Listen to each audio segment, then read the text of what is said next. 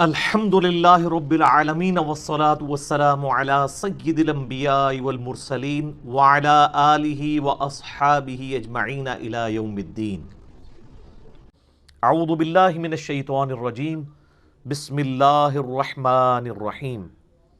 حجی بھائی اگلا ایک سوال بھائی کا ہے کہ وہ یہ کہتے ہیں کہ قرآن کریم کے ایک ایک لفظ کے 16 معنی ہوتے ہیں۔ ایک عام آدمی جو حق تک کیسے پہنچ سکتا ہے خود سے؟ آپ جو لوگوں کو لگا رہے ہیں کہ قرآن پڑھو اور ڈائریکٹ بھی پڑھ لو، تو 16 معنوں کو وہ کس طریقے سے انڈرسٹینڈ یہ کدھر لکھا ہے 16 معنی ہوتے ہیں؟ یہ فضائل اعمال شریف میں لکھا ہوا ہے۔ ہاں تو میں نے بتایا نا کہ فضائل اعمال شریف میں لکھا ہوا ہے کہ 15 علوم ہیں، 14 تو آپ حاصل کر لیں گے، 15واں وہ بھی ہے،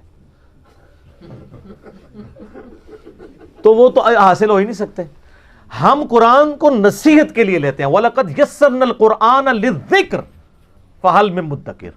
قرآن نصیحت کے لیے آسان ہے۔ مجھے بتائیں، قرآن جب کہتا ہے کہ زنا کے قریب مت جانا، لا تقربوا الزنا، تو یہ کوئی راکٹ سائنس ہے؟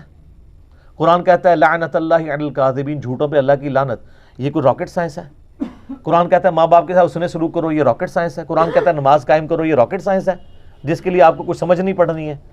باقی جو دقیق بحث ہیں وہ تو علماء کو بھی نہیں آتی۔ مجھے بتائیں 1000 سے زیادہ آیات قرآن کی سائنٹیفک فیکٹس کے اوپر ہیں، فزیکل فینومینا آف نیچر پہ، باٹنی سے ریلیٹڈ، ایمبریولوجی سے ریلیٹڈ، اسٹرالوجی سے ریلیٹڈ، زوالوجی سے ریلیٹڈ، تو علماء کو تو ان علوم کے نام بھی نہیں آتے، تو ہم ان کو کہ وہ جاہل ہیں؟ نہیں، تذکیر ہر بندہ حاصل کر سکتا ہے، چاہے کوئی ڈاکٹر ہے، انجینئر ہے، خواہ ان پڑھ ہے، چونکہ ہر بندے نے جنت میں جانے کے لیے اللہ نے اس کو اسباب دینے ہیں نا۔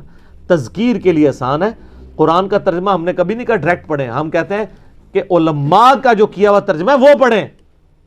اچھا مجھے بتائیں، یہ علماء نے جو ترجمہ کیا تھا پیسے کمانے کے لیے کیا تھا، یا ان کے پرسنل نوٹس تھے جو چوری ہو کے کسی نے چھاپ دیے؟ اسی لیے کیا تھا کہ آپ پڑھیں۔ آپ کے علماء نے آپ کے لیے ترجمہ کیا، ہم کہتے ہیں آپ اپنے علماء کا ترجمہ پڑھ لیں۔ آپ ہم سے ناراض ہوتے ہیں، ہوں کیا کریے تھوڑے نال یار، دسو تو انہوں پکڑ کے بج تھلے لے کے آنے ہیں، تو کیا کریں؟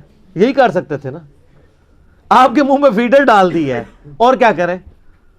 تو اپنے اصول پر تو قائم رہے نا۔ جو شرائط آپ کی ہیں وہ کہتے ہیں TORs طے کر لیں، تو آپ طے کر لیں۔ کیا ہم کہتے ہیں ہم مذہب بریلوی سے، اشری تھانوی سے، ان سے پڑھنا چاہتے ہیں اور انہوں نے ترجمے ہمارے لیے کیے ہیں؟ آپ کہتے ہیں نہیں، ڈائریکٹ نہ پڑھو۔ اچھا پھر کس طرح پڑھو؟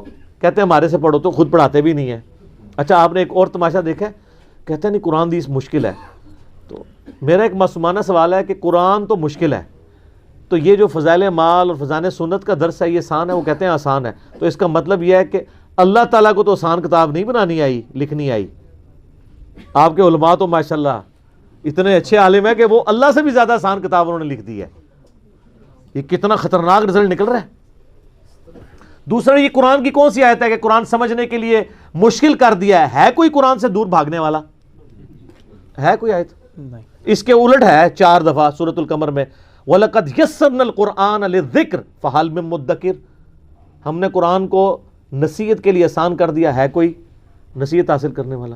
تو سر یہ جو کلیم کر رہے ہیں وہ لکھا کہاں ہوا ہے؟ اصل میں ان کے نظریات سے ٹکراتا ہے۔ 16 معنی کو نہیں ہوندے، 16 انہوں نے کہو کہ 16 معنی ذرا تسی کرو نا، کیڑے ہوندے نے؟ قرآن کو دھوکے والی کتاب نہیں ہے۔